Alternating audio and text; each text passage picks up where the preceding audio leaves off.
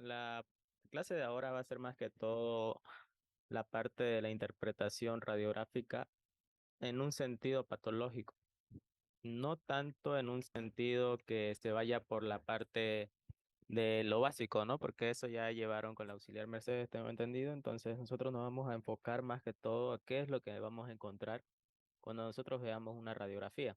Bien,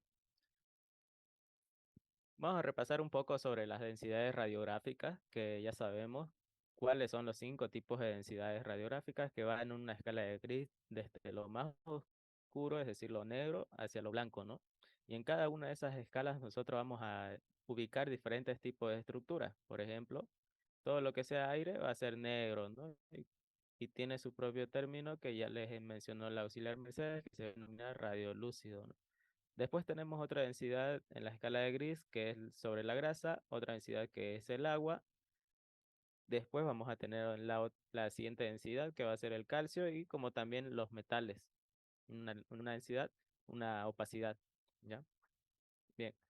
Hay diferentes tipos de proyecciones radiográficas en los cuales nosotros tenemos que saber cuál es la que vamos a necesitar para diferentes tipos de enfermedades que nosotros estemos sospechando de un paciente.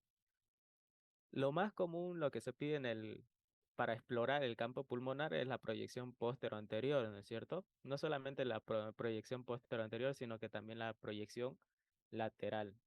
Cuando nosotros estemos sospechando de alguna patología respiratoria pulmonar, entonces nos vamos hacia estas proyecciones porque lo que nos interesa es el campo pulmonar.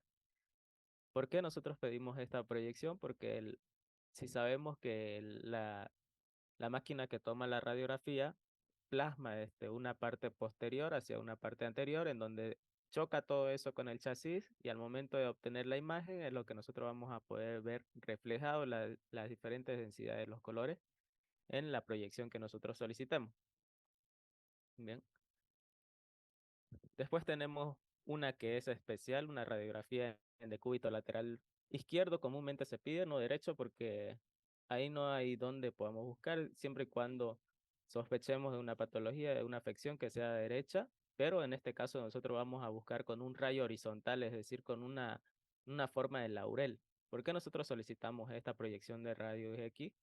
Porque muchas veces cuando uno va a la provincia se choca que no tiene un tomógrafo, ¿no es cierto? Solamente hay radiografías, y eso que tienen que derivarlo a un segundo nivel para que puedan obtener una imagen una radiografía del paciente, ¿no? Y como no cuentan muchos hospitales con los tomógrafos, lo que se hace es pedir una radiografía lateral con rayo horizontal. ¿Para qué es necesario esto? Siempre y cuando nosotros estemos sospechando de una masa, es decir, un tumor, o bien estemos sospechando de que haya líquido dentro de esta parte, nosotros pedimos esta, esta precisa imagen. ¿Para qué? Para que nosotros podamos ver qué tanto está reflejado toda esa imagen. Es decir, si es líquido, obviamente que por gravedad el líquido se va a ir siempre hacia abajo, ¿no es cierto? Y si es entonces una masa, no se va a mover toda esta parte del líquido. Vamos a ver más adelante cómo es que se desarrolla la patología del derrame pleural. Pero en resumen de esta imagen, de esta proyección, es como si fuera una botella de agua con líquido adentro. El líquido siempre se va a ir por gravedad hacia la parte de abajo, esté parada o esté echada la botella, ¿no es cierto?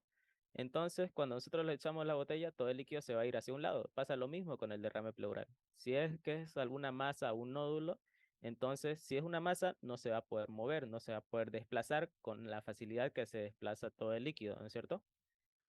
Bien, esta es una proyección que se utiliza muy comúnmente en las provincias, ¿ya? Esto de la sistemática de la lectura, ya lo habrán visto en la anterior clase, pero en resumen de esto, podemos decir que no hay un tipo de sistema para poder leer precisamente una radiografía. No es que haya un estándar de oro para que nosotras podamos decir, por acá podemos empezar y acá tenemos que terminar, ¿ya? Lo que nosotros tenemos que hacer es que comúnmente ver, ¿no es cierto?, lo que nosotros podamos, eh, con la mayor facilidad que nosotros podamos hacerlo. Es decir, puede ser de adentro hacia afuera o de afuera hacia adentro, no importa, ¿ya? Antiguamente se solicitaba la sistematización de la lectura de una radiografía de afuera hacia adentro. lo que nosotros usamos, bueno, lo que actualmente se usa ya es que cada uno puede sistematizar la lectura que cada uno prefiera, ¿no? Con que lleguemos hacia el diagnóstico preciso de la patología, esto ya pasa a un plano secundario, ya no es de necesidad que se pueda leer de adentro hacia afuera o de afuera hacia adentro. Lo que sí se puede hacer, y es una mnemotecnia fácil, es el ABCDE-FM, ¿ya? Se utiliza esta mnemotecnia para que nosotros podamos explorar primero la vía aérea, luego irnos hacia la parte de la estructura de los huesos, después observar la circulación, es decir, la silueta cardiovascular, el diafragma, los bordes que están alrededor del campo pulmonar, después los campos pulmonares y el mediastino. Esto es una mnemotecnia en la cual nosotros vamos a explorar todo el apartado del tórax. No vamos a obviar nada, ni tampoco vamos a reemplazar algo, ¿no? Aquí vamos a ver todas las estructuras, a diferencia de verlo de fuera hacia adentro o de adentro hacia afuera, ¿no? Que nosotros podemos empezar bien por la columna, bien podemos empezar por la tráquea, bien podemos empezar por los huesos, ¿no? Entonces, si vamos con esta sistematización del ABCDEFM, se le va a hacer mucho más fácil, ¿ya? Como les dije hace rato, lo primero que tenemos que hacer es ver la vía aérea. Lo que nosotros tenemos que ubicar primero para visualizar la vía aérea es la tráquea y el trayecto de la tráquea, ¿ya? Acá nosotros vamos a ver, obviamente que no va a estar así en una radiografía, nosotros vamos a ver más adelante cómo va a estar. Que la tráquea tiene que estar centralizada y también tiene que haber su bifurcación de la tráquea. Después vamos a ver lo que es la parte de la B, de los huesos, que nosotros primero vamos a observar la parte de los arcos costales. O también vamos a empezar a ver la parte de las apófisis espinosas y las vértebras. Todo esto, ¿ya? Es importante que nosotros sepamos la formación o cómo es la vía que sigue toda una costilla, ¿no es cierto?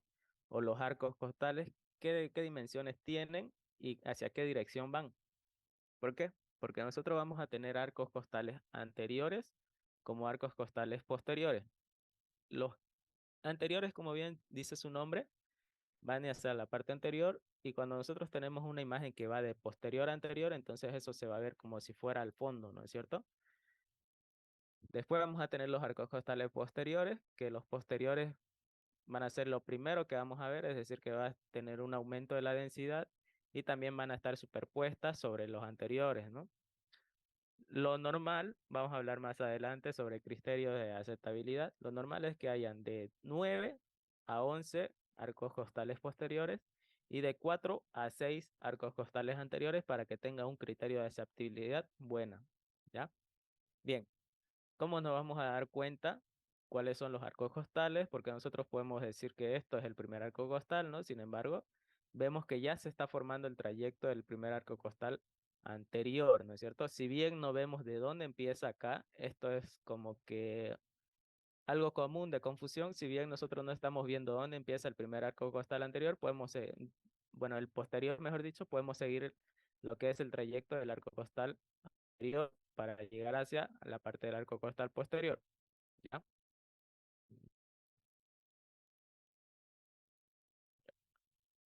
Bien, después de eso tenemos los arcos costales posteriores, que aquí vamos a contar el primero, el segundo, el tercero, el cuarto, el quinto, el sexto, el séptimo, el octavo, el noveno, el décimo, y aquí se ve igual cómo va el décimo primero, ¿no? Después tenemos los arcos costales posteriores, digo los anteriores, que tenemos acá, tenemos el primero, el segundo, el tercer arco costal anterior, el cuarto arco costal anterior, el quinto y el sexto, ¿no? Bien, aquí igual, del otro lado es lo mismo. Eso en la parte del hueso, que también podemos ir a ver la parte de la clavícula, también podemos ver las apófisis espinosas, los cuerpos vertebrales y vamos a ver más adelante igual los criterios de aceptabilidad, como también igual podemos ver el omóplato, ¿no es cierto? Esta es la formación o bueno, el trayecto que sigue los arcos costales, ¿ya? Esto es más que todo para darnos cuenta de en qué sentido está la proyección. Si bien nosotros al principio no sabemos ubicar si está antero-posterior o postero-anterior, Lo que nosotros nos va a poder ayudar es básicamente la clavícula. También vamos a ver la parte del omoplato, como también la bulla gástrica, que más adelante vamos a seguir hablando de eso. Pero generalmente al paciente se le hace que abrace el chasis. Hay una parte de adelante como una parte metálica en donde se proyecta y se obtiene la imagen para poder imprimirla. Entonces el paciente tiene que ir hacia adelante y tiene que abrazar la parte del chasis y de ahí se obtiene la muestra y la imagen. ¿Ya?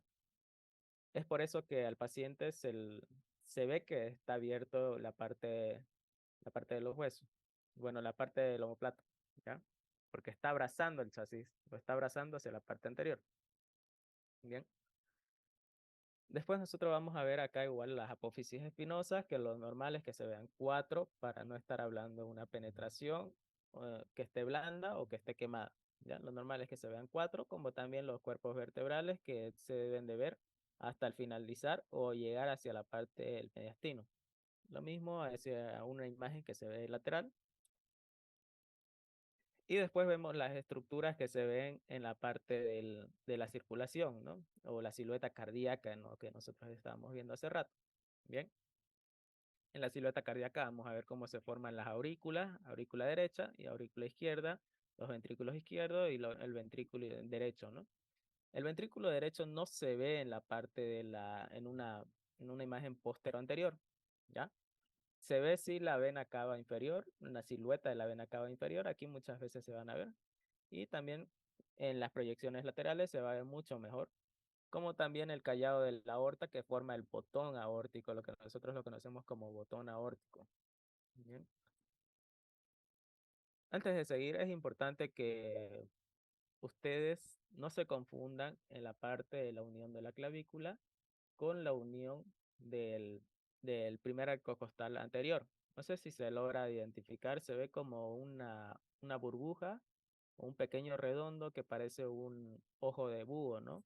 Eso es lo que nosotros generalmente, bueno, las personas que no saben leer o interpretar una radiografía generalmente lo identifica esta parte como si fuera una caverna o una cavitación y dicen la mayoría, ah, esto es una tuberculosis. ¿Por qué? Porque aquí hay una caverna, dicen, no, pero sin embargo esto no es necesario, no necesariamente es una caverna, ¿ya? Esta es la sombra o la figura que se dibuja a partir de la unión de la clavícula con el primer arco costal anterior.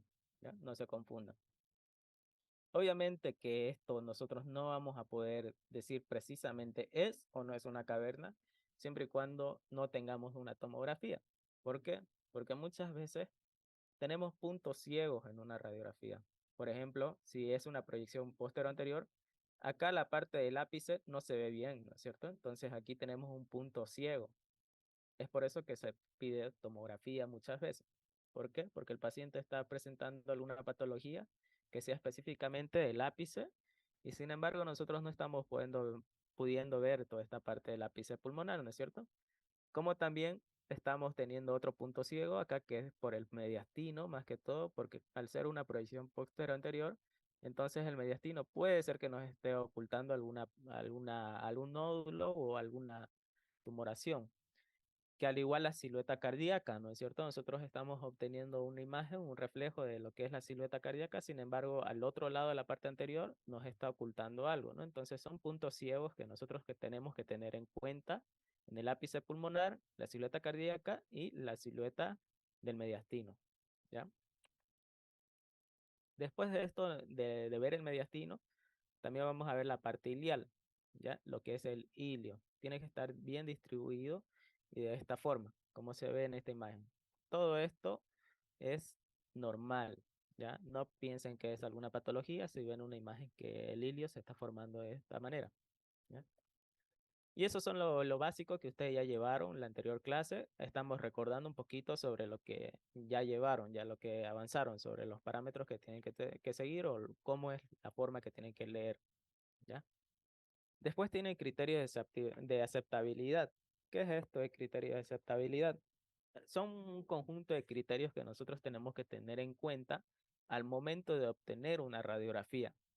Es decir, tenemos que ver si la posición que nosotros pedimos está bien, si la imagen no está rotada o angulada, si la inspiración es correcta, si la penetración de los rayos X está bien o está mal, o si hay una angulación hacia algún lado, ¿ya?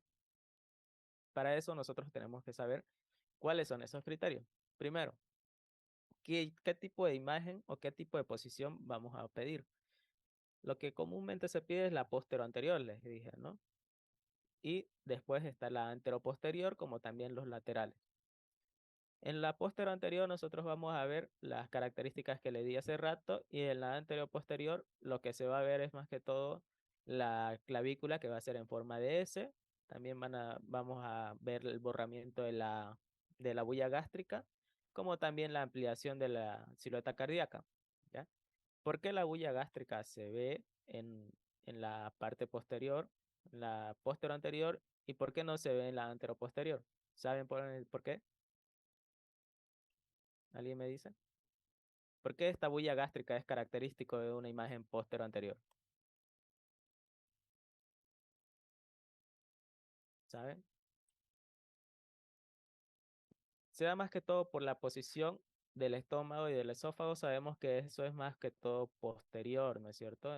Se encuentra más en la posición posterior hacia la parte del mediastino. Entonces, como se encuentra en la parte posterior, eso es lo que se refleja en una radiografía, ¿ya? Y siempre lo vamos a ver en el lado izquierdo del, del hemitórax izquierdo, ¿ya? No se confundan en eso.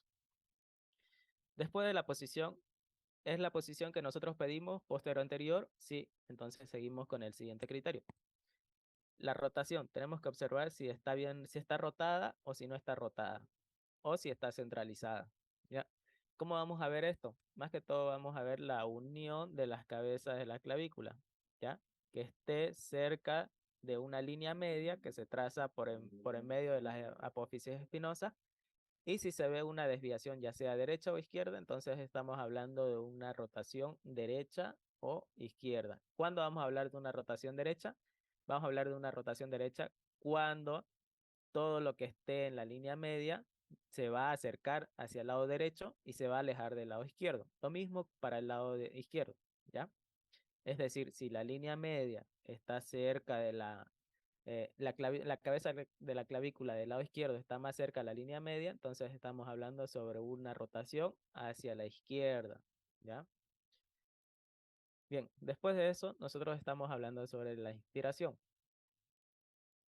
Cuando nosotros hablamos sobre la inspiración, tenemos en cuenta que en el momento de que le hacen la radiografía o le toman la imagen de la radiografía, el paciente, bueno, el radiólogo le dice, inspire profundamente. ¿Para qué? Para que se pueda ampliar lo que son los alveolos, y también todo lo que nosotros vamos a ver es la parte pulmonar, ¿no? Entonces, eso es lo que nos interesa, que el paciente inspire al momento de hacerle una radiografía.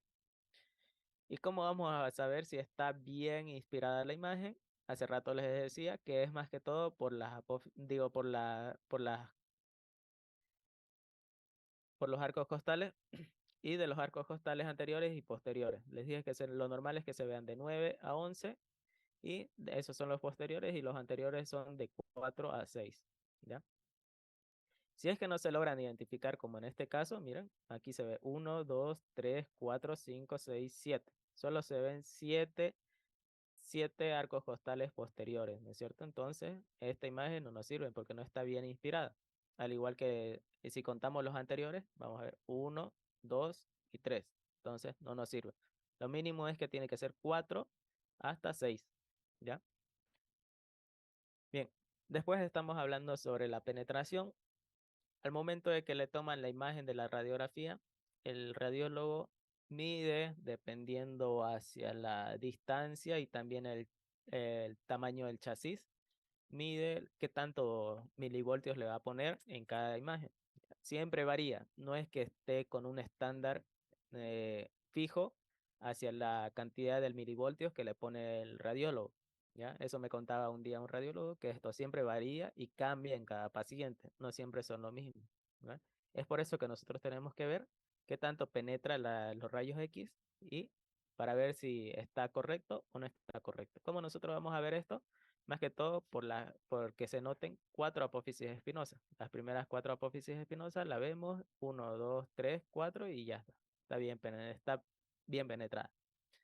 Y si se ven 5, estamos hablando de que ya es una imagen quemada, ¿ya? Y si se ven, y también tienen que verse los cuerpos vertebrales. Todos estos cuerpos vertebrales se tienen que observar. En este caso sí se ve. Aquí estamos hablando de una penetración buena, ¿ya?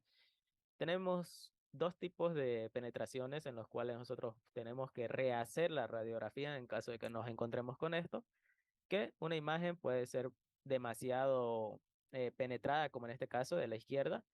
En este caso nosotros estamos hablando de una imagen quemada o muy penetrada y después estamos hablando en el lado derecho en lo que es una imagen blanda o que no es tan penetrada, poco penetrada también se le dice, ¿ya? Y básicamente esos son los criterios de aceptabilidad. Si cuenta con todo eso la imagen, entonces nosotros ya podemos irnos hacia la interpretación de la radiografía, ¿no? ¿Y qué son los datos de interpretación? Lo primero, que esto ya les habrán explicado, que tenemos que ver es el nombre y la identificación del paciente. ¿En dónde? En la parte superior izquierda de la radiografía, ¿ya? Estos datos de interpretación es como que un protocolo internacional que se debe poner en la parte izquierda de la radiografía superior izquierda. ¿Qué debe ir? Debe ir el nombre del paciente, la edad del paciente, la fecha de la radiografía y también unos códigos de los números de la radiografía que se le hizo, ¿ya? Ah, y también el sexo. Es importante que esté ahí determinado. Bien, ahora vamos a entrar un poco más hacia la parte patológica, ya avanzado de lo básico, entonces vamos a ir a entrar más que todo a la parte patológica. En esta imagen, lo que nosotros tenemos que ver, como hace rato les decía, primero los criterios de aceptabilidad, ¿no es cierto? ¿Cuáles son? Que se junten, bueno, que hayan 4 hipófisis espinosas mínimo, y si hay más o si hay menos, entonces no es un criterio de aceptabilidad. Aquí vemos 1, 2, 3, 4. Entonces sí reúne los criterios de aceptabilidad, pero no se ven los cuerpos vertebrales, ¿ya? Entonces, aquí estamos hablando de que esta imagen no nos sirve, no cumple como un criterio de aceptabilidad, ¿ya? Bien, ahora sí. Estas son imágenes tomadas de internet, ¿no? Obviamente, no son, estas dos sí son imágenes tomadas de internet, no son imágenes eh, tomadas del hospital ni nada, pero lo que se trata de ver acá en estas imágenes, vamos a ver en esta, que primero se forman unas cavernas. Esas cavernas generalmente la forman la tuberculosis, ya que estas cavernas son características de la tuberculosis, ¿no? La formación de las cavernas. Estas cavernas generalmente van rodeados por un halo radiopaco, ¿ya? Todo este halo que lo cubre es lo que se va a ir comiendo la parte del bacilo, se va a ir comiendo toda esa parte, pero esta parte que ya está cubierta con halo ya está calcificado, ¿ya? Entonces, nosotros cuando empezamos a sospechar de una tuberculosis, vamos a ver que se va a ver como que una parte que está, una caverna más que todo, o que hay una pequeña cavitación. Bien. Y acá del otro lado tampoco cumplen los criterios de aceptabilidad, pero es una imagen tomada de internet más que todo didáctica para que se pueda ver toda esta infiltración que hay acá, ¿ya? Esto a nosotros es característico de la parte de la neumonía y también como hay una infección de neumonía se ve que está inflamado la parte del ilio. Todo esto de la inflamación del ilio no debería verse de esta forma, ¿ya? Entonces nosotros aquí ya estamos hablando de una neumonía. ¿Por qué? Porque hay un infiltrado alveolar, ¿ya? Bien, antes de entrar a telectasia, eh, ¿quién levantaron la mano? Brenda. Hace una pregunta en la anterior diapositiva. Espérame. ¿Esta? Esta, la izquierda, ahí no, ahí cumpliría, ¿no? Los criterios o no. No se ve exactamente por la calidad de la imagen, ¿no? Pero La sí, izquierda. esta. No, no, obviamente no cumple para nada, pero es más que todo para que se vea la parte de las cavitaciones, ¿no? no cumple los criterios para nada, miren cómo está. Pero es más que todo para que vean cómo se forma la tuberculosis, la caverna de la tuberculosis. ¿Por qué? Porque si bien en el hospital tenemos muchos pacientes con tuberculosis, una imagen radiográfica de cómo es el patrón tuberculoso no existe como tal. ¿Por qué? Porque la tuberculosis se la conoce como la gran simuladora, ¿no? Entonces la tuberculosis se puede observar como diferentes tipos de alteraciones. Uno de esos, los más comunes, es las cavernas, que ahí sí ya estamos yéndonos hacia la tuberculosis, ¿no? Pero no solamente la tuberculosis eh, provocan este tipo de cavernas, ¿no? Sino que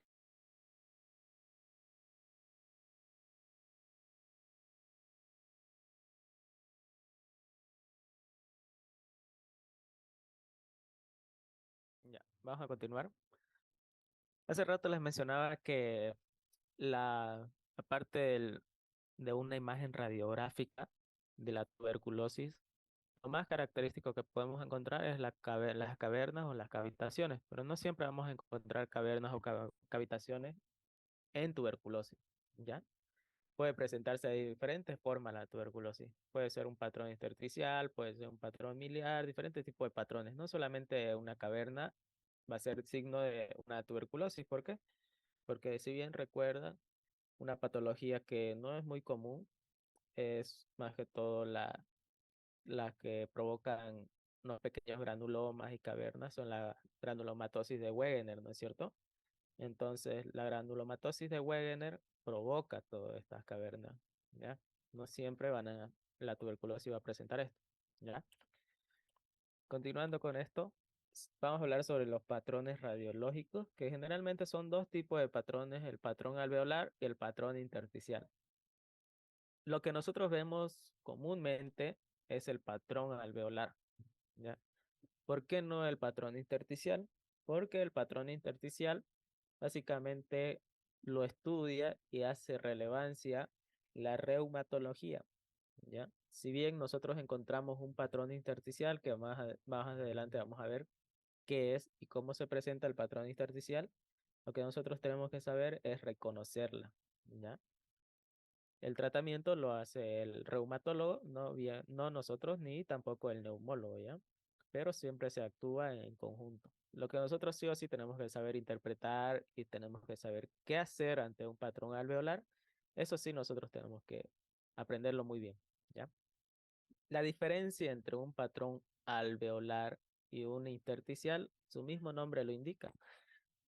El patrón alveolar básicamente va a ser por una lesión a nivel del alveolo y el patrón intersticial va a ser en una lesión intersticial, y a diferencia de esto va a ser que el patrón alveolar va a ser unilateral y el intersticial va a ser bilateral, ¿ya? Es decir, va a afectar ambos campos pulmonares. El patrón alveolar puede afectar uno solo, pero también puede presentarse en ambos lados, ¿ya? Lo primero que tenemos que saber y lo más importante es la telectasia. La telectasia, ¿saben qué es la telectasia? ¿Alguien sabe qué es la telectasia? Ya llevaron patología, ya llevaron fisiopato, de todo esto, ¿no? La telectasia básicamente es cuando perdón, ¿estaba hablando alguien? Es el Colapso parcial del colapso, pulmón. doctor, de auxiliar. Colapso, ¿no? ¿De qué? Del pulmón. Ah, ya algo más específico. Claro que es el pulmón, ¿no? Pero algo más específico. Del lóbulo. Ya. Básicamente es el colapso alveolar, ¿ya? Primero se colapsa el alveolo y ya ahí va a ir afectando a cada parte del pulmón, ¿no? Hasta ser masivo. Pero hay diferentes tipos de atelectasia. Uno que puede ser la atelectasia obstructiva, como bien su nombre lo indica, es por obstrucción de cuerpos extraños o tumores, es decir, masas que se van a formar. O también puede ser una atelectasia pasiva, más que todo por descompresión, como que, por ejemplo, un derrame pleural nos va a producir una atelectasia que va a ser pasiva. ¿Por qué? Porque al momento de que desaparezca el líquido que está por el derrame pleural, entonces el pulmón, toda la estructura pulmonar va a volver a su posición normal, entonces todo eso va a ser pasivo. ¿Por qué? Porque retorna a su posición, ¿no es cierto? Y como también hay atelectasias cicatriciales, cuando hay alguna lesión del alveolo, muchas veces se lesiona el tejido alveolar, ¿no es cierto? Y cuando se lesiona se va a ir fibrosando. Al momento de que se va a ir fibrosando, entonces se va a ir cicatrizando. Ahí es cuando ya nosotros hablamos de atelectasias cicatriciales, ¿ya? Bien, estos son criterios directos e indirectos de la atelectasia. El doctor suele preguntar todo esto y de hecho es su pregunta favorita de los exámenes prácticos sobre los criterios directos e indirectos de la atelectasia. Son básicamente 7. En realidad son más de hasta 9 criterios directos e indirectos, pero lo que nosotros tenemos que saber es que los criterios directos son 2, los indirectos son 9. ¿Ya? De los 9, solo 4 tienen que saber porque los demás ya no es tan relevante para nuestra práctica. Los criterios directos, uno es la opacidad pulmonar. ¿Qué es opacidad? Ya les dije, ¿no? Más que todo por los términos de radiográficos, nosotros hablamos de opacidad cuando hay que, cuando está blanco o cuando está negro. Bueno, está blanco. Cuando Ah, está está bien. blanco, ¿no? Entonces, nosotros lo que vamos a ver es una opacidad pulmonar, es decir, vamos a ver una pequeña área blanca en el campo pulmonar, ¿ya? Después, ¿qué vamos a ver? Vamos a ver un desplazamiento de la cisura pulmonar. Esto no se ve muy bien en las imágenes porque acá tenemos una imagen. En la cisura pulmonar no se la observa eh, bien, de hecho, en estas imágenes. ¿Por qué? Porque estas imágenes son antiguas. Estas imágenes son fotos de los exámenes del doctor. Si ustedes le prestan atención toda esta parte de aquí hasta el finalizar, el examen práctico de la parte radiográfica les va a ir muy bien porque todas estas imágenes son las imágenes del examen del doctor. ¿Por qué? Porque todos los años presenta las mismas radiografías. Las radiografías son del 2014, 2008, entonces ustedes lo van a ver así sumamente viejitas que van a pensar que, ah, no, eso está quemada, ah, no, eso está muy blanda, van a decir, ¿no? Entonces no, no es así. Son imágenes antiguas nada más, ¿ya? Aparte las diapos, porfa. Tengo un PDF que se los paso todos los años a mis alumnos. Se los voy a pasar eso, ¿ya? Entonces tenemos esos dos criterios directos. Al doctor en sus imágenes no pregunta los criterios directos. Solamente a uno le preguntó el año pasado cuáles eran los criterios directos, porque todos le cantaban los criterios indirectos. Así de memoria se lo cantaban, porque ya sabían cuáles eran los criterios indirectos de la atelectasia. Entonces, el doctor se dio cuenta y entonces empezaba a preguntar los criterios directos y no sabían mucho, ¿ya? Entonces, los criterios directos de una atelectasia es la opacidad pulmonar. ¿Por qué? Porque la atelectasia sabemos que es secundario a algo, no es provocado propiamente por algún mecanismo, ¿no es cierto? Entonces es secundario a algo y por eso se ve una opacidad pulmonar. Después se ve el desplazamiento de la cisura pulmonar, que no se observa muy seguido en las imágenes, pero sí es un criterio directo. Y después tenemos los criterios indirectos, ¿ya? Presten atención a estos criterios indirectos porque son criterios que vamos a ver en la siguiente imagen. Uno es la elevación del hemidiafragma, que se ve más que todo como signo en tienda de campaña. Después vamos a ver el desplazamiento ipsi. Tengan en cuenta que ipsi significa del mismo lado del que está siendo afectado, ipsilateral, del mismo lado afectado, ¿ya? Del mediastino. Después vamos a ver pinzamiento de los espacios intercostales. Aquí esto del pinzamiento de los espacios intercostales, en diferentes tipos de bibliografía lo toman como dos diferentes tipos de espacios. ¿Por qué? Más adelante vamos a ver cómo se van formando una pinza, los arcos intercostales posteriores. En una primera instancia se van haciendo como que un acortamiento de la distancia de los espacios intercostales y en un segundo tiempo se va a hacer como que una separación o aumento de la distancia de los espacios intercostales. Y vamos a ver cómo se unen más adelante y hacen como si fuera una pinza. Es por eso que le dicen pinzamiento de los espacios intercostales. Este término le gusta, que al doctor no le gusta que le digan aumento de los espacios, de la distancia de los espacios pleural, de los espacios intercostales o también disminución de los espacios intercostales. No, ¿ya? Y también va a haber un pulmón vicariante. El pulmón vicariante significa un pulmón que está compensando los déficits del otro pulmón, ¿ya? Hace rato les mencionaba que los patrones alveolares afectan a un solo lado o un campo pulmonar, ¿ya? Y si afecta a uno solo, entonces lo más obvio es que todo el déficit que tiene un campo pulmonar, el otro trate de compensarlo. Y ese pulmón que trata de compensarlo se llama pulmón vicariante o pulmón compensatorio, ¿ya? Aquí vamos a ver lo que les decía hace rato, los criterios directos. Aquí ya tenemos una opacidad pulmonar, todo lo que nosotros estamos viendo acá en el campo pulmonar derecho. Todo esto es la opacidad pulmonar, ¿ya? Bien, después de la opacidad pulmonar estábamos hablando sobre una elevación de ¿qué? Del hemidiafragma derecho, ¿no es cierto? La elevación del hemidiafragma derecho que, que se da como el signo de la tienda de campaña. Entonces aquí ya tenemos un criterio directo, que es esto, ¿no? Un criterio indirecto sobre la elevación del hemidiafragma derecho. Después tenemos otro criterio más que todo que va a ser el pinzamiento de los arcos costales, ¿no? No sé si logran diferenciar cómo es que acá hay una separación bien notoria en todo esto, en todo este espacio intercostal, y acá no. Acá sí hay un poco, pero más adelante se van a ir juntando todos como que si fuera una pinza, varias pinzas ahí unidas. Entonces todo eso es el pinzamiento de los arcos costales, ¿ya? ¿Qué más vimos? El desplazamiento que hace rato les decía, ipsilateral de todo lo que es el mediastino, ¿ya? Hace rato les decía, ipsilateral hace referencia a que es hacia el mismo lado, ¿no es cierto? Como hace referencia de que es ipsilateral, todo el mediastino, es decir, la tráquea, la columna, toda la parte de la silueta cardíaca, se va a traer hacia el lado afectado. Si vemos aquí la opacidad pulmonar, todo esto es lo que está causando la telectasia, va a traer como si fuera un imán a todo el mediastino. Es por eso que se ve que esta tráquea no está centralizada, ¿no? Digo, toda la columna no está centralizada. Todo el mediastino no está centralizado, ¿no? Si ustedes forman aquí una línea recta, no está centralizado. ¿Por qué? Porque esta telectasia está trayendo todo como si fuera un imán, todo el mediastino, la columna, la tráquea, está trayendo también hacia la silueta cardíaca, ¿no? Aquí se ve claramente cómo está la tráquea. No sé si lo logran identificar. Esta imagen negrita, vamos a hablar así, o esta imagen radiolúcida, todo esto es la tráquea, ¿no? Y aquí se ve la bifurcación. No sé si lo logran identificar.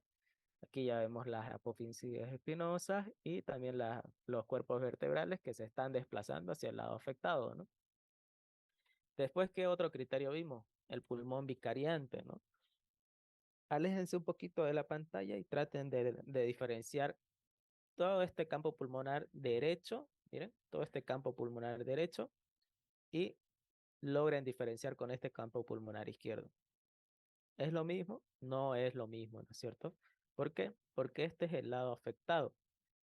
Estamos hablando de que el lado derecho está la opacidad pulmonar y también como está entrando un déficit respiratorio de este paciente, entonces el otro pulmón, el otro campo pulmonar tiene que tratar de compensar todo lo que está fallando esto. Entonces es por eso que el pulmón se va expandiendo y eso es lo que es el pulmón vicariante, ¿ya? No se olviden que es el pulmón vicariante porque el pulmón vicariante hasta en cirugía 3 se lo preguntan, en quinto año se lo siguen preguntando, ¿ya?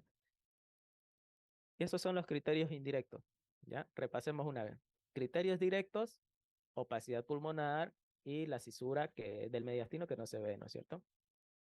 Y después vamos a ver los criterios indirectos. Uno, que era la elevación del hemidiafragma derecho o el de hemidiafragma afectado, puede ser derecho o izquierdo, no solamente el derecho, ¿ya? En este caso es el derecho, ¿no es cierto? Después de eso nosotros vamos a ver que hay un desplazamiento ipsilateral ¿de qué? De todo el mediastino. ¿Qué comprende el mediastino? La tráquea, está comprendiendo igual la columna vertebral y la silueta cardíaca, ¿no? Todo eso lo está trayendo como si fuera un imán. Después de eso nosotros vemos que hay un pinzamiento de los arcos costales, como también hay un pulmón vicariante, ¿no? ¿Se entendió esta parte? ¿Tienen alguna pregunta de esta telectasia? El pulmón microyante no me quedó claro. Mm, Ya que no te quedó claro de qué es o cómo. Ajá, eso. Sí, el pulmón vicariante o también llamado pulmón compensatorio siempre trata de compensar la falencia que tiene el otro pulmón. Es decir, si el pulmón derecho está fallando, el pulmón izquierdo va a tratar de compensar todos los mecanismos de la distrés respiratoria para que pueda oxigenarse bien el paciente. Es decir, si tiene esta lesión en el lado derecho, en el lado izquierdo tiene que tratar de compensar todo eso. ¿Por qué? Porque el paciente ahorita está disneico, debe estar con hipoxemia, con una saturación de oxígeno de 80 o menor, tal vez. Entonces, todo eso tiene que tratar de compensar este pulmón. Ese pulmón se llama pulmón compensatorio o pulmón vicariante. ¿Ya? ¿Qué dice? No, no pueden elevarse los dos diafragmas, solamente es el lado afectado. ¿Ya? El lado afectado que es la parte, por ejemplo, en este lado es la opacidad pulmonar o la lesión, que esto es más que todo una fibrosis, todo esto es una fibrosis pulmonar. Toda esta fibrosis lo está trayendo porque como está fibrosado, entonces está jalando todo hacia su lado. O sea, de abajo hacia arriba, de arriba hacia abajo y del medio hacia la parte donde está afectada, ¿ya? No atrae hacia el otro lado. Es decir, si está el hemidiafragma izquierdo, está del otro lado, no lo va a traer, ¿ya? ¿Alguna Así, pregunta hasta acá? Sí, sobre el pinzamiento de los espacios intercostales, o sea, es más notorio aquí arribita, nomás en los otros lados es como que normal, ¿no? sí, así es. O Van a ver sea, más adelante que igual hay varios pensamientos. ya pueden ser muchos o pocos. Sí, Ah, exactamente. No necesariamente es que sean uno o dos, pueden ser más arcos costales. ¿Ya? Entonces, si llega el momento de su examen, el doctor llega y para su suerte de ustedes les pone esta radiografía. ¿Qué es lo que tienen que hacer ustedes? Es llegar y decirle, doctor, esta es una imagen de proyección póstero-anterior que nosotros vemos los siguientes criterios. Uno, un criterio directo que es la opacidad pulmonar en campo pulmonar derecho. Después tenemos criterios indirectos de elevación del hemidiafragma derecho. Vemos acá los pinzamientos de los arcos costales, como también vemos el desplazamiento de la línea media o el desplazamiento del mediastino hacia el lado afectado ipsilateral. Y también después de eso vamos a ver un pulmón vicariante que es compatible con una telectasia, le dicen, y ya está. Su examen 5 de 5, nada más. ¿Alguna pregunta hasta acá de atelectasia? Porque vamos a ver las diferentes patologías igual. sí, el pulmón vicariante solo en atelectasia sería No o siempre en no. atelectasia puede haber en diferentes patologías, como por ejemplo el neumotórax, que sabemos que está perforado un pulmón, entonces el otro pulmón trata de compensarlo, ¿no? Y entra igual el pulmón vicariante. Es por eso que se llama pulmón compensatorio, ¿no? Puede ser derecho o izquierdo, no necesariamente de uno.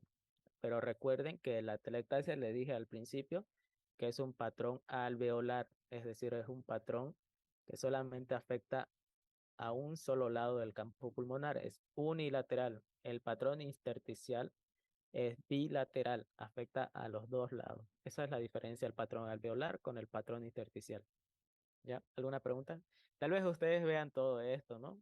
Puede ser que se esté formando una fibrosis quística porque esto está bien redondeado, que puede ser compatible igual con una fibrosis quística, pero como ustedes están viendo acá una opacidad pulmonar, entonces eso ya es suficiente para decir que está fibrosado todo este lado, ¿ya? Se ven ahí como unas pequeñas cavernas, ¿no? ¿Alguna pregunta?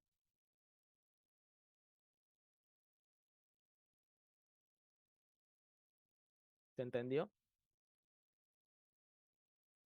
Sí, Auxi. Ya. Vamos a ver el siguiente. ¿Ya? Esto no es una imagen del, para el examen, pero se ve, ¿no? Más que todo cómo ya se va formando como que un patrón intersticial. ¿Por qué? Porque está afectando a ambos campos pulmonares. Este patrón intersticial hace más como que referencia hacia un edema, ¿ya? ¿Por qué? Porque sabemos que en el intersticio, ¿qué hay? ¿Qué hay en el intersticio? A ver,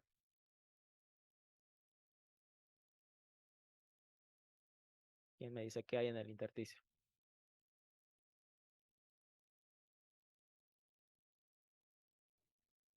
Lo más básico, a ver. Linfa. ¿Qué, ¿qué más? Ya, líquido. Líquido. Supongamos que es líquido, ¿no? Todo tipo de líquido puede ser electrolitos, iones, ¿no? Diferentes tipos de líquidos, ¿no?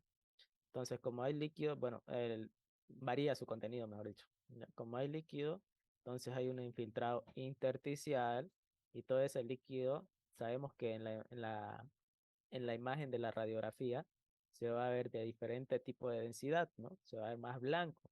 Y todo lo que es líquido, entonces va a tener esa densidad y como está afectando a ambos campos pulmonares, estamos hablando de un infiltrado, porque se está infiltrando el líquido, está provocando que sea en ambos campos pulmonares, entonces estamos hablando de un infiltrado intersticial, porque es bilateral, ¿no es cierto? Estamos hablando de un infiltrado intersticial y en este caso estamos hablando de un edema agudo de pulmón. ¿Por qué? Porque el edema agudo de pulmón es característico de que se pueda presentar este tipo de alas de mariposa. Ya no sé si logran diferenciar un poquito. Es como si fueran las alas de una mariposa y está hacia ambos lados. ¿Ya? Pero ¿qué más se ve acá? Se ve aparte de eso diferentes tipos de nódulos, pequeños nódulos. ¿Ya? Aparte de un patrón intersticial, existen diferentes tipos de patrones, unos 7 patrones diferentes de un patrón intersticial secundario a una lesión intersticial. Uno de esos son los patrones nodulares, que aquí se ven como unos nódulos, aquí se ven unos pequeños nódulos, entonces hace referencia a eso, que es un patrón intersticial de tipo nodular. No es necesario que sepan todos los tipos de patrón intersticial. ¿Por qué? Porque el doctor, con que le respondan bien a su examen, que no es nada complicado, son puros patrones alveolares, está bien para él, ¿ya? Porque esto del manejo de las lesiones intersticiales o radiografías o imágenes intersticiales es más de manejo especialista, ¿ya? No es tanto de manejo como que puedan llevarlo a semiología, ¿bien? Esta es otra imagen en cuanto a para el examen. Esta es una imagen que el doctor los pone para su examen, siempre lo pone, todos los años lo pone. En mi año estuvo, el año pasado estuvo y el anteaño pasado igual estuvo, ¿ya? Siempre está esta imagen. ¿Qué es lo que nosotros vamos a ver acá? Llega el doctor, les pone esta placa radiográfica, le enciende el negatoscopio y le dice, interpréteme esta placa radiográfica, le dice. Para empezar, ustedes tienen que saber cómo ponerla la placa radiográfica, ¿no? Les dije que el nombre siempre tiene que estar en la parte superior izquierda, ¿no es cierto? Si ponen esto, ya a ustedes les va a ser mucho más fácil interpretar, ¿ya? Nosotros aquí vamos a ver 3 criterios básicos, ¿ya? Uno, lo que ustedes ya saben que en el diafragma siempre se forma un ángulo. ¿Qué ángulo es este? Costo Costo. frénico, ¿no? Y este ángulo cardiofrénico o cardiodiafragmático, ¿no? Es lo mismo, no se confunde, ¿ya? Si nosotros nos damos cuenta, este ángulo siempre tiene que terminar en un pico de ave, ¿ya? Al momento de que nosotros veamos un borramiento de todo ese pico de ave o todo ese ángulo, estamos empezando a hablar de un derrame pleural. No solo de un derrame pleural. Hace rato les hablaba igual sobre una tumoración o un nódulo que puede estar obstruyendo toda esta parte, ¿no?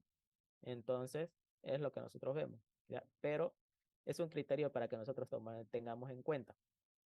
Borramiento del ángulo costo frénico. Costo por las costillas y frénico, ¿por qué? Por el diafragma, ¿no? O costo diafragmático, es lo mismo, ¿ya? Uno de esos es este, borramiento del ángulo costo frénico. Bien. Después de eso, nosotros vamos a ver todo esto que se ve muy claro, ¿no es cierto? Cómo es que hay líquido en toda esta parte, ¿no? Líquido, líquido, líquido. Y acá hay aire por la densidad de los colores, ¿no? La densidad de cómo está, ¿ya? Hay aire, líquido, líquido, líquido. Y todo ese líquido que va formando, sabemos que hace rato al principio les decía, por gravedad, ¿hacia dónde se va? Hacia la parte inferior, ¿no? Si es líquido, entonces por gravedad se va a ir hacia la parte inferior. Pero generalmente forman una curva en la cual nosotros le denominamos curva parabólica de Damaso o signo del menisco, ¿ya? Esta es la curva que se forma por el líquido que va obstruyendo Y como ven acá, se ve como aún hay aire por acá, pero todo esto está con líquido. ¿Y qué pasa si hay líquido y si hay una masa dentro de nuestro campo pulmonar? Obviamente que no es normal que se encuentre líquido, ¿no es cierto? Entonces, al momento de que se encuentra líquido y está ocupando bastante campo pulmonar, entonces, ¿qué va a hacer? Va a desplazar la tráquea, va a desplazar la columna vertebral y también va a desplazar todo el campo o la silueta cardíaca, ¿ya? En este caso no hay mucho desplazamiento, pero sí se puede ver cómo el líquido va empezando a desplazar. Hay cantidades de líquido para el derrame pleural en el cual nosotros podemos decir que sí desplazan o que no desplazan. Cuando sobrepasan los 1000 ml de líquido, desplazan todo el mediastino. Cuando no superan los 1000, que llegan a 750, generalmente forman esta curva parabólica y no desplazan, ¿ya? Vamos a ver más adelante que hay una imagen en donde hay un derrame pleural masivo, es decir, borra todo esto, ¿ya? Entonces, esos son los tres criterios básicos. Uno, que era borramiento del seno costofrénico o el ángulo costofrénico. Después de eso vemos la formación de la curva parabólica de Damaso y después de eso vemos el desplazamiento del mediastino o de la línea media, ¿ya? Esos son los tres criterios básicos que nosotros tenemos que saber para hablar de derrame pleural, ¿ya? Bien, el, no tiene, bueno, el doctor tiene imágenes de neumonía, pero siempre lo va variando, ¿ya? El, bueno, más adelante vamos a hablar sobre la neumonía, pero en las imágenes que el doctor les presenta para su examen, no tiene una imagen en sí para fija que les muestra sobre la neumonía, pero ustedes ya van a saber reconocerla más adelante cuando les explique. ¿Alguna pregunta hasta acá sobre derrame pleural? ¿Cuánto dijo la cantidad de líquido que desplaza? 1000 ml. Cuando hay más de 1000 ml, eso no les pregunta el doctor, sí, ¿ya? Solamente es para que sepan, para que tengan conocimiento. Cuando es 700, 800 ml, no desplaza la línea media, ¿ya? ¿Y cuánto es la cantidad que se necesita de un líquido para que pueda borrar el ángulo costofrénico? Es 150 ml hasta 250. ¿Eso es necesario o es suficiente para que pueda borrar? Hay diferentes tipos de derrames pleurales que llegan a 1000 cc o digo a 100 cc o 100 ml y no borran este ángulo. Están por ahí el líquido libre, ¿ya? La masa negra, todo esto dicen, no. Lo que es lo blanco o lo radio opaco, todo esto es líquido, ¿ya? Si, si vuelven a repasar la parte de las densidades de los colores, lo líquido, bueno, lo blanco es líquido, ¿no? Como también el hueso, ¿no? Pero no es blanco como esta densidad de color. Comparen estas densidades del hueso con el líquido, ¿no? Entonces, el alveolo que está lleno de aire se va a ver de color oscuro, es decir, color negro, ¿no? ¿Por qué se ve de esta forma? Al momento de que se proyecte una radiografía, sabemos que pasan los rayos X a través de diferentes tipos de estructuras, ¿no? Si pasa por un contenido, es decir, una bolsa que solo tiene aire, entonces va a pasar con mayor facilidad. ¿Y cómo se va a ver en la imagen? Se va a ver negro, ¿ya? Si el rayo X va a pasar directo, entonces se va a ver negro. ¿Por qué? Porque hay aire, no hay nada que lo obstruya, no hay nada que le esté cambiando el color. Pero si en cambio, si hay una estructura, un hueso, por ejemplo, obviamente que el rayo X va a penetrar mucho más en ese lado, es decir, que se va a quedar ahí la imagen y no va a poder traspasar hacia el otro lado. Entonces, ¿cómo se va a ver? Como un área blanca. Es como si ustedes estuvieran apuntando con una linterna, haciendo una sombra con su dedo o con su mano, y ustedes van a ver qué tanto entra de luz, ¿ya? Si la luz atraviesa la parte de su mano, bueno, la luz no va a atravesar la parte de su mano, entonces ¿qué se va a ver? Se va a ver color negro, es decir, la luz se va a quedar en la parte de su mano. Es lo mismo con esto. Si hay agua, la luz se va a quedar en el agua y no va a poder penetrar con mayor facilidad. Pero si hay aire, solo hay aire, Entonces la luz va a penetrar, va a llegar directamente hacia la imagen y se va a ver negro, ¿no? Es por eso que los sacos alveolares y todo lo que contenga aire se ve negro. Todo lo que contenga líquido se ve blanco, ¿no es cierto? ¿Se entendió esa parte? ¿Alguna pregunta hasta acá?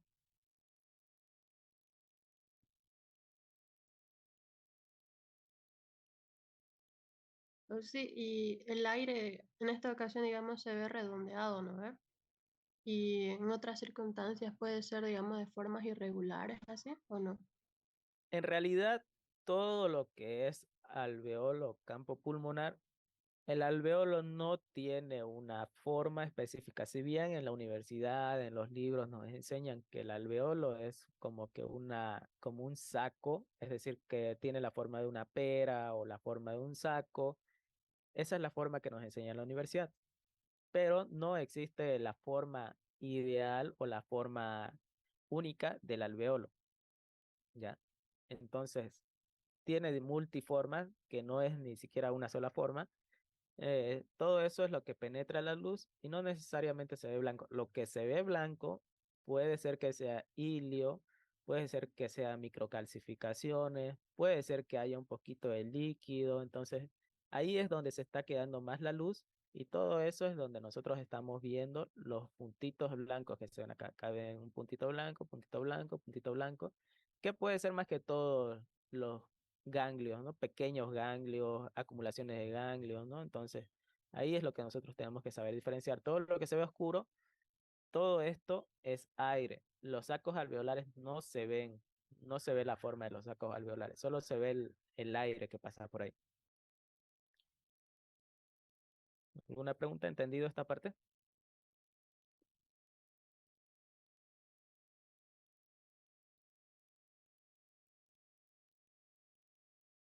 Aquí un dato extra, no sé si ven la tráquea se ve hasta acá y acá se bifurca, ¿no? Miren, acá está la tráquea, bueno, el lado derecho. Y acá ya se sigue el trayecto del lado izquierdo y hasta acá llega, ¿ya? Para que lo tengan en cuenta, cómo está desplazando todo esto. Bien, entonces esas son las dos imágenes básicas que el doctor pregunta: atelectasia, derrame pleural, y ahorita vamos a ver otro. ¿Ya? Bien, esta otra imagen del- de las radiografías que el doctor presenta, que aquí vamos a ver básicamente esta línea. No sé si logran diferenciar esta línea. Esta línea se llama nivel hidroaéreo. Recibe ese nombre de hidro porque debajo del nivel hay líquido, ¿ya? Y por encima de ese nivel hay aire. Es por eso que se le denomina líquido o nivel hidroaéreo, ¿ya? Si bien esta imagen no es como para que esté de 10 puntos, esta imagen sí entra a su examen, ¿ya? Entonces acá nosotros estamos hablando de un nivel hidroaéreo. Después, ¿qué más estamos viendo? ¿Será que la línea media está centralizada? ¿Qué dicen? No, Entonces, ¿qué está pasando ahí? ¿Es ipsilateral o es contralateral? ¿Qué dicen? ipsilateral. Ipsilateral. ¿Por qué creen que es ipsilateral? ¿Qué es ipsi? Que se está yendo a su mismo lado. Que está yendo hacia el lado afectado, ¿no? Pero acá donde vemos que hay afectación del campo pulmonar. Es en el Ah, derecho, es ¿no? contralateral. Exactamente, es contralateral. ¿Por qué? Porque está afectando hacia el otro lado, ¿no es cierto? Lo está empujando hacia el otro lado. Si fuera ipsilateral, toda esta línea estuviéramos viéndolo por acá, ¿ya? Entonces, contralateral, ¿ya? Bien, este nivel hidroaéreo es característico ¿de qué? Del hidroneumotórax. ¿Por qué? Porque su mismo nombre lo indica, nivel hidro, líquido, aéreo, aire, ¿no? Entonces, hidro, todo lo que es aire en la parte de interpretación, nosotros tenemos que referirnos como neumo, ¿ya? Entonces, esto es hidro, neumo, y como está en el tórax, entonces hidroneumotórax, ¿ya? Entonces, ¿qué otras cosas más vamos a ver? Aquí se ve clarito. ¿Qué es esto? ¿Alguien me dice? Aire. ¿Puede ser un enfisema subcutáneo? Sí, es un enfisema subcutáneo, ¿ya?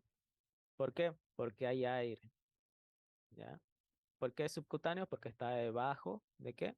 De la capa subcutánea, ¿no? Entonces, es ahí donde se está formando el enfisema subcutáneo, ¿ya?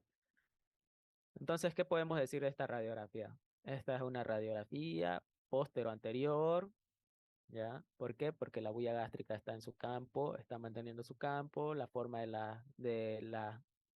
de los arcos costales está manteniendo su forma, entonces podemos decir que es posterior, ¿no? Ya ustedes se van a dar cuenta con el paso del tiempo que ni siquiera van a estar viendo todo esto. Ustedes ya de la nada van a decir, ah, sí, es posterior anterior, van a decir yo. Entonces, ¿qué es lo que se ve? Se ve presencia de una imagen radiolúcida con una imagen radiopaca en tejido blando del campo pulmonar derecho, y esto es compatible con el nivel hidroaéreo, y el nivel hidroaéreo va a ser compatible con criterios de hidroneumotórax. Aparte de eso, nosotros vamos a ver cómo se desplaza la línea media hacia el lado contralateral del lado afectado, ¿ya? Y también vamos a ver cómo que se encuentra un enfisema subcutáneo. ¿Por qué? Porque se encuentra aire debajo del tejido celular subcutáneo, ¿ya? Todo esto es compatible con hidroneumotórax y enfisema subcutáneo del lado derecho. Nunca se olviden de qué lado está afectado. Siempre digan de lado. Todo nombre tiene su apellido, ¿ya? Hidroneumotórax derecho, ¿ya? ¿Alguna pregunta hasta acá de hidroneumotórax? Porque igual entra esta placa a su examen.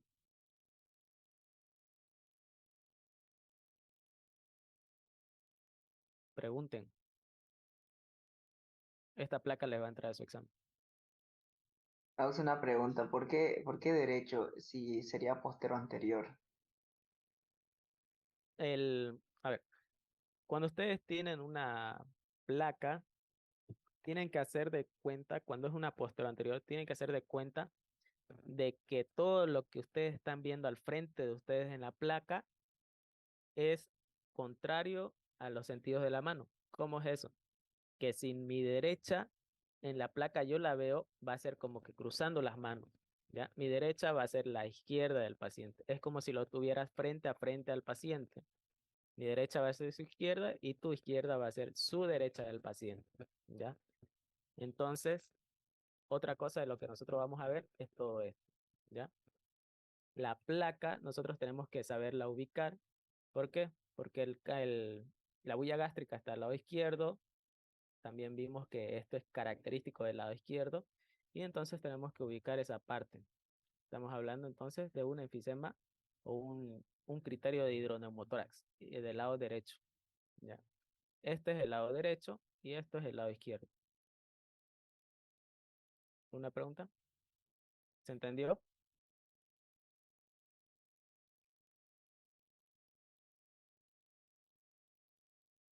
Ausi, ¿es imagen antero posterior o póstero anterior? Póster anterior. PA, póster anterior. Tengan en cuenta que todas estas imágenes que vean ustedes póster anterior tienen que hacer de cuenta de que el paciente está frente a frente a ustedes, ¿ya? Y si mi derecha es la izquierda del paciente es porque estamos frente a frente, ¿ya? Tengan en cuenta que esta imagen es como si estuvieran frente a frente con el paciente. Su derecha va a ser la izquierda del paciente y su izquierda va a ser la derecha del paciente, ¿ya? ¿Se entiende? Sí, sí, Oxy se entiende. Ya. Auxiliar, pero se ve las clavículas, se ven bien, no se ve los omoplatos. ¿No sería Sí, anterior? no, esta es una imagen viejita. Como les decía, son imágenes del 2008, 2005, 2000, hay una del 98, creo. Ah, Y o sea, son esa línea, imágenes, ¿qué? Esa línea rosadita que marqué, ¿qué? perdón, a ver, Desde ya la vi. Primero vamos a hablar con el que preguntó sobre las clavículas.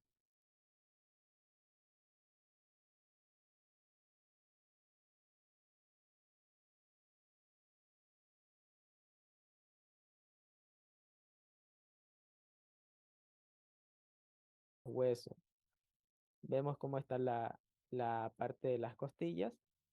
¿Ustedes creen que esto más parece una anterio-posterior, ¿no?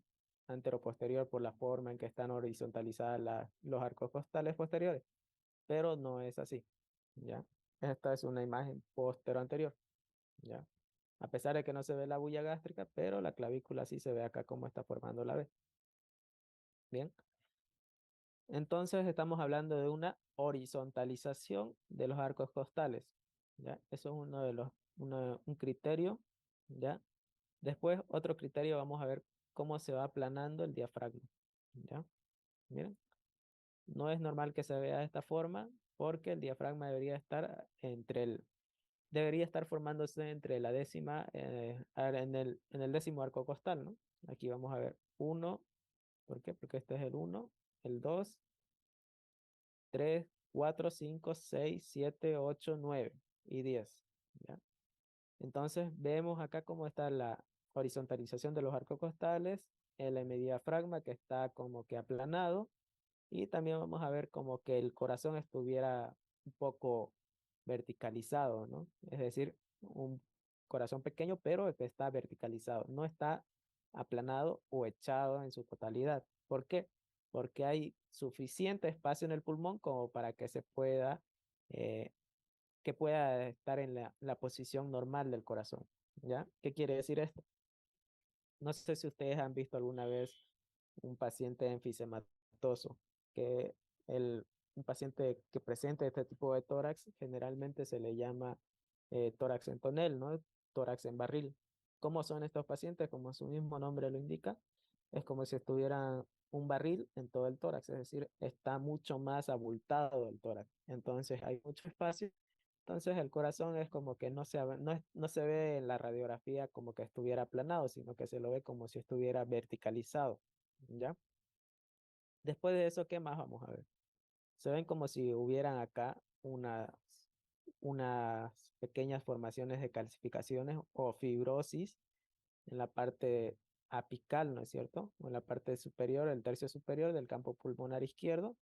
Entonces, todo esto lo que a nosotros nos va a hacer sospechar de que sea un proceso fibrótico o un proceso de fibrosis. Pero después de eso tenemos que preguntarnos, ¿es unilateral o es bilateral? ¿Ustedes qué dicen? ¿Es uni o es bilateral? Unilateral. Unilateral, ¿no es cierto? Entonces, como es unilateral, estamos hablando de qué? Un Un patrón patrón alveolar. alveolar. Alveolar. Exactamente, un patrón alveolar. Ya están captando la idea. Un patrón alveolar. Y si es un patrón alveolar, ¿qué tipo de patología es la más común? Fue lo primero que les hablé. Atelectasia. Exactamente, atelectasia, ¿no? Que hay diferentes tipos de atelectasia, ¿no? Atelectasia obstructiva, atelectasia restrictiva y como también atelectasia fibrótica. Acá nosotros estamos viendo que se van formando unas pequeñas calcificaciones que se están fibrosando todo esto. Entonces estamos hablando de una atelectasia fibrosante o una fibroatelectasia, ¿ya? Pero tenemos que ponerle su nombre y apellido. Todo esto es su nombre, ¿no? Pero esa fibroatelectasia es secundario ¿a qué? ¿A qué creen que sea? A un tórax Tuberculosis. enfisematoso. A un tórax enfisematoso, les dije al principio, ¿no es cierto? ¿Cómo está todo esto? Es un enfisema pulmonar, les dije, ¿no? Más que todo un enfisema que se caracteriza por estar acompañado de una fibroatelectasia, ¿ya? Si se dan cuenta, no hay desviación de la tráquea en este caso, ¿no? Hay una leve desviación de la tráquea. Es ligera, ¿no? Pero se va a ver más que todo por la formación de la parte fibrótica que va como que a atraer un poco y va a lesionar todo este campo pulmonar. Y si este campo pulmonar está insuficiente o no está funcionando del todo, ¿qué va a pasar con el otro? Va a compensar, ¿no es cierto? Entonces ahí se ve la diferencia de ambos campos pulmonares. Este es un campo pulmonar que está compensando o es un pulmón vicariante, mejor dicho ya. No es un pulmón compensatorio, a diferencia de este. Y esas son las características de esta radiografía. Esta es una de las más complicaditas y a las que más le gusta preguntar al doctor, pero tiene que irse por orden, ¿ya? ¿Alguna pregunta hasta acá?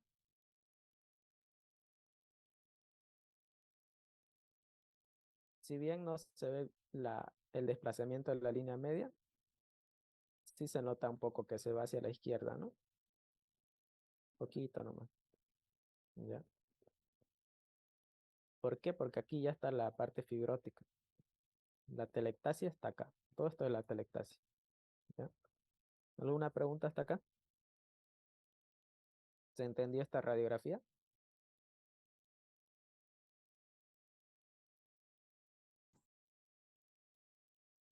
¿Alguna pregunta? Para que pasemos a la siguiente.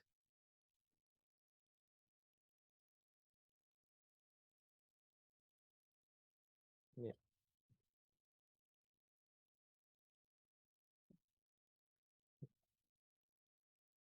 Esta parece similar a la anterior, ¿no? Pero no es lo mismo. ¿Por qué? ¿Qué es lo que ven ustedes? Ya con tantas radiografías que les mostré, ¿qué es lo que creen que ven?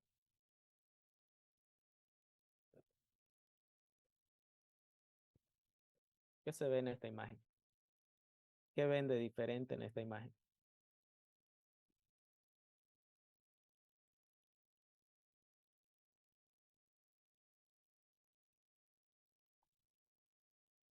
Ya, Brenda marcó esto. ¿Pero qué será eso? ¿Qué creen?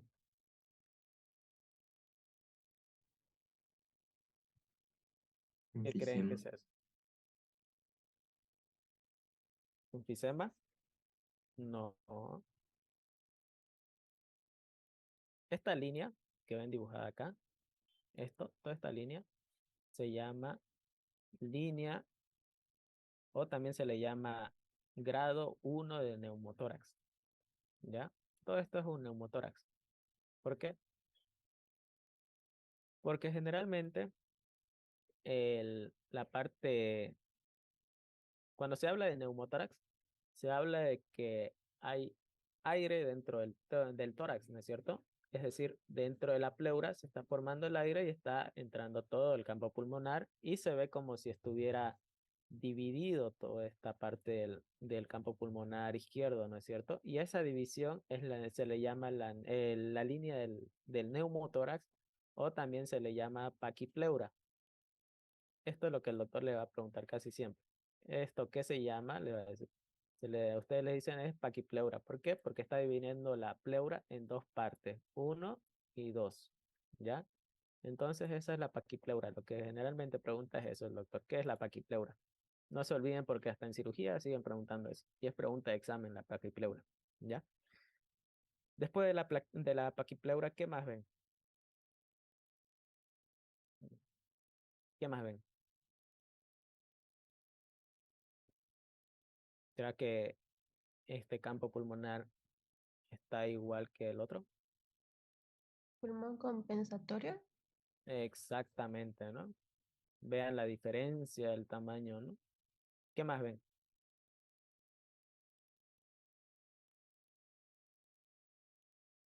¿Ven cómo están estas costillas, los arcos costales?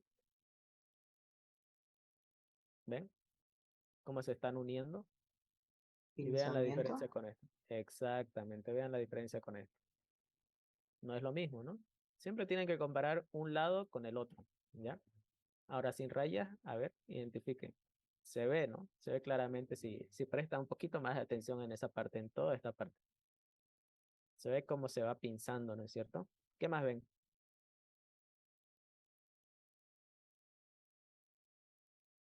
¿Será que la línea media está... esa línea Un más poco chula. desviado, sí. La línea media. Exactamente, ¿no? Desviado, ¿no? ¿Hacia qué lado? ¿Derecho o izquierdo? Derecho.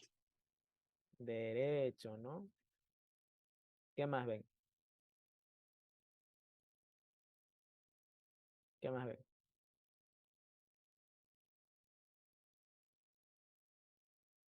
¿Por qué creen que pasa todo esto?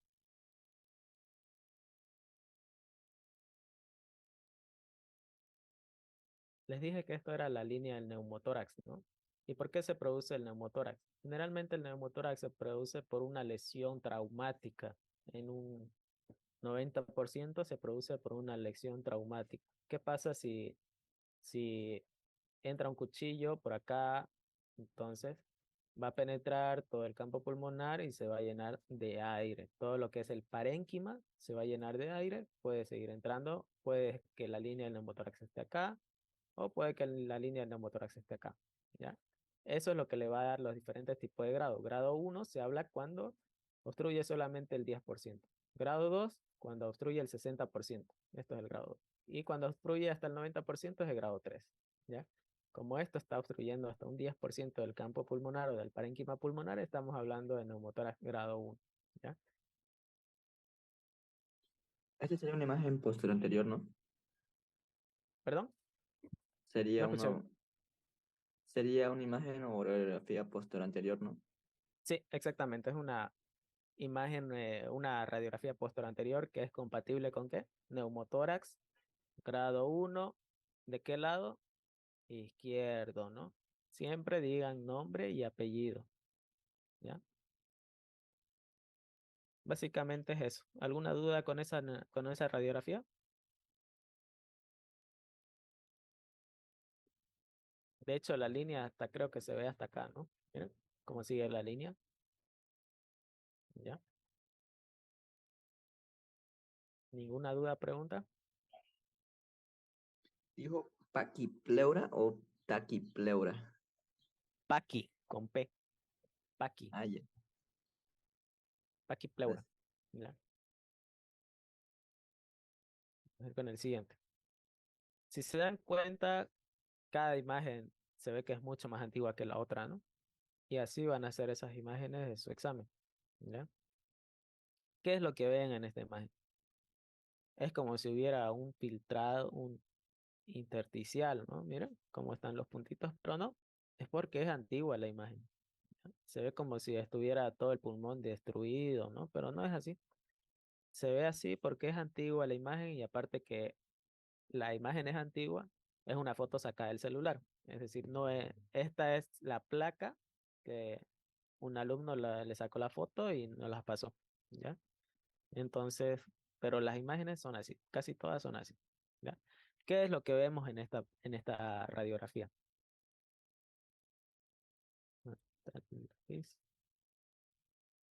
Ya, ¿qué es lo que ven? ¿Por dónde quieren empezar? ¿De afuera hacia adentro o de adentro hacia afuera? Tiene que ir leyendo así. Ya, esto dice, es bulla gástrica esto. ¿Qué más? Ya, a ver, de afuera hacia adentro. ¿Qué ven todo esto? ¿Será que esto está bien? ¿Está normal? ¿Eso es aire? Enfisema Sí, subcutáneo. exactamente, enfisema subcutáneo. ¿Ya? Todo eso. Y todo esto igual. Enfisema subcutáneo bilateral, todo esto. ¿Ya? ¿Qué más ven? Hay un tubo ahí en el corazón, como una manguera. Exactamente. Todo esto, ¿no? Todo esto es el tubo de drenaje. Esto es un tubo de drenaje que es, que tiene, ¿cómo les puedo explicar? Que es bidireccional, ¿ya? Tiene dos direcciones. Entra, pero al mismo tiempo sale, ¿ya? Esto es más que todo para que pueda salir el aire, más no salir el líquido. No sé si se entiende. Todo esto lo que tiene acá es líquido, pero lo que se necesita es que salga este aire, ¿ya? ¿Cómo se hace esto? Hay un tubo que en uno de esos, hasta acá, desde acá empieza un tubo, sale y llega hasta acá, ¿ya? El otro tubo que está llegando hacia la botella viene y llega hasta acá, ¿ya? Llega hasta acá. Y en todo esto hay líquido, ¿ya? Es más que todo para que todo este líquido se mantenga y que pueda salir el aire por ambos lados, ¿ya? A veces lo llenan hasta esta parte, que cubra un solo tubo de entrada y que no pueda salir, ¿ya? Entonces, esa es la finalidad, tratar de sacar el aire en este caso, ¿Por qué? Porque hay bastante aire, ¿no? Se ve más que todo en todo esto que hay aire, ¿no? Es con esa finalidad que se le pone este tubo de drenaje. ¿Qué más ven? ¿Será que la línea media está bien? Ah, Hay buen un coche. desplazamiento hacia la izquierda. Ya, hacia la izquierda, ¿qué más?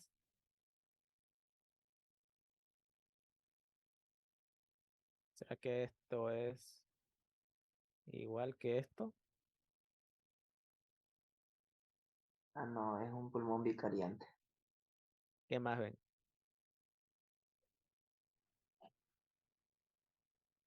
Básicamente se ve eso, ¿ya? Eh, Borramiento del ángulo opuesto frénico. Sí, exactamente. ¿Por qué? Porque hay líquido, ¿no? ¿Y qué es lo que está haciendo con con esta botella? Drenar el líquido, ¿no? Sacar con esos tubos de drenaje, sacar todo el líquido que hay ahí, ¿no es cierto? Esa es la Ah, se llama finalidad. controlado, ¿no? Ajá, exactamente. Esto es un derrame pleural, pero como hay aire, estamos hablando de líquido y aire, ¿no es cierto? Entonces eso pasa a llamarse Hidroneumotoros. hidroneumotórax. Exactamente, ¿no? Pero acá ven, no sé si se dan cuenta, hay una línea. Esto es el aire y esto es el líquido. Todo esto es el líquido.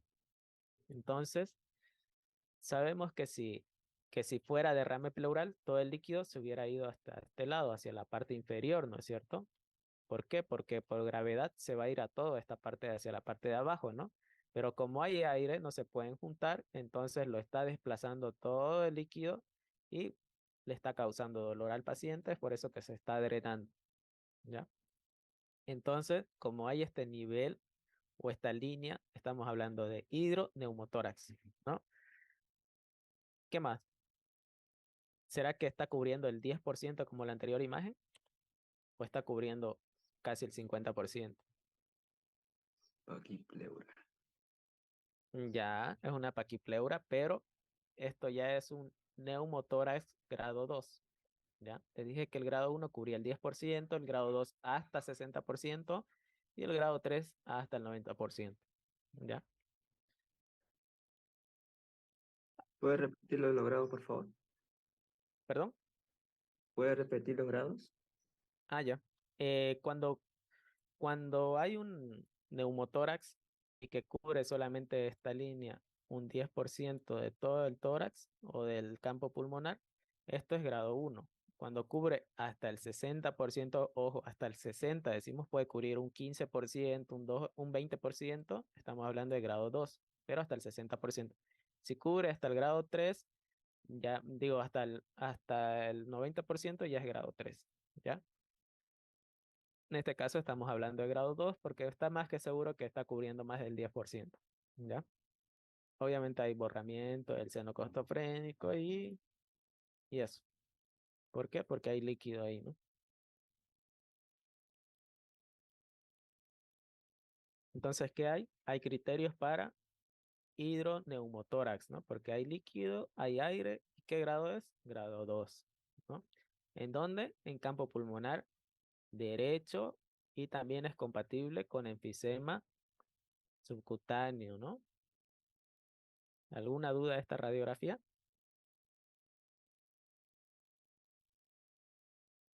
¿Se entendió esta radiografía?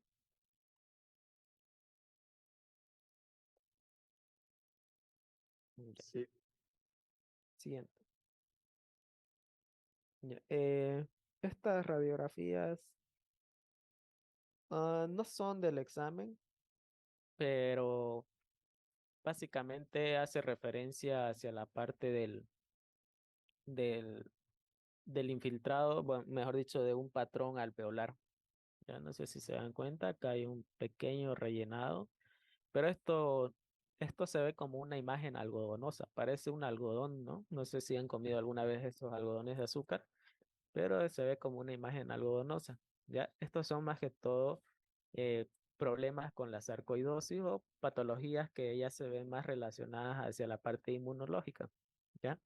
O también patologías con las que se le denominan las patologías ocupacionales, ¿no? Que puede ser por diferentes tipos de ocupaciones a las que se dedican las personas, por ejemplo, a la textilería, al carbón, al silicio, ¿no? Entonces estas son patologías que ya nosotros no lo vemos, si bien tenemos que reconocer cómo es el patrón algodonoso, parece un algodón de azúcar todo esto, tenemos que saberla identificar, ¿ya? Y acá esta imagen se lo puse porque era de un paciente del Hospital de Niños. Esta imagen de acá, todo esto, es un paciente del Hospital de Niños que estaba en terapia intensiva, lo subieron a neurocirugía porque tenía un absceso cerebral en fosa posterior y del absceso cerebral en fosa posterior estaban sospechando una tuberculosis. Pero el paciente mm, como que no tenía clínica de tuberculosis, pero eh, no tenía tos, hacía fiebre, más que todo por el absceso, todos sospechábamos por el absceso, hacía fiebre todos los días, todas las noches hacía fiebre, pero todo el mundo se pensaba que era por el absceso, ¿no? Y se le hizo todo tipo de pruebas de laboratorios para que se descarte igual tuberculosis, no salió todo negativo, Ginexpert, microcultivo, se le hizo todo, hasta cultivo de líquido cefalorraquídeo para tuberculosis, negativo, todo negativo, pero había estas microcalcificaciones, ¿no es cierto? En las imágenes. Todas estas microcalcificaciones y esto que nos podía haber sospechado, hacer sospechar de alguna patología que forme cavernas, ¿no? Todo esto parecían cavernas, cavernas, cavernas, miren, cavernas parecen, ¿no? Pero el paciente cero síntoma de tuberculosis, ¿no? Pero como era niño, varón de 12 años, la patología más común que causan cavernas así similares a la tuberculosis que les dije al principio, que es granulomatosis de Wegener, ¿no? Entonces, siempre tienen que tratar de tener la clínica del paciente, relacionarla con la radiografía, no solamente ver una radiografía. ¿Por qué? Porque el paciente, aparte de esto, de que no tenía ningún tipo de síntoma respiratorio, tenía fiebre, tenía úlceras en la boca, también tenía pequeñas telangiectasias por ahí dentro de la piel y de vez en cuando presentaba urticaria. Ya saben que si les presentan toda esa clínica, en patología se enseña todo esto que es sospechoso de una clínica, de una sintomatología de granulomatosis de Wegener, ¿ya? No hay una radiografía en sí acá sobre neumonía, pero, a ver, la neumonía es súper fácil, ya. Es Tenemos un minuto de reunión, voy a tratar de explicarle las neumonías, como es en realidad. Si bien sabemos la neumonía es, en la radiografía, todo lo que es aire o el espacio que ocupa el aire se va a llenar de líquido. ¿Por qué? Porque la neumonía causa eso, ¿no? Causa que haya un desequilibrio en la parte del exudado y como hay todo ese desequilibrio del exudado, ¿qué se va a presentar? Va a presentar líquido en vez de aire, ¿no es cierto? Y el alveolo, ¿qué hay? Hay aire, ¿no es cierto? Y también como se va a reemplazar en la neumonía, va a haber esta patología, esta infección, va a reemplazar todo el aire por lo que va a ser reemplazado por líquido y al momento de que nosotros tomemos una radiografía y encontremos líquido en vez de aire, lo que nosotros vamos a sospechar ahí ya es que hay un exudado. Y si al paciente le decimos que inspire, cuando el paciente inspira, se va a ver en la radiografía cómo es que el aire llega hacia los bronquiolos terminales, pero no llega hasta el saco alveolar. ¿Por qué? Porque hay líquido. Entonces, al momento de pedirle una radiografía, se va a ver como que haya líquido. Entonces, lo que nosotros vamos a ver es como que una línea de aire, como se ve en esta imagen roja, que esto es el broncograma aéreo. ¿Ya? Esto es patognomónico de la neumonía. Hay momentos en una neumonía grave con distrés respiratoria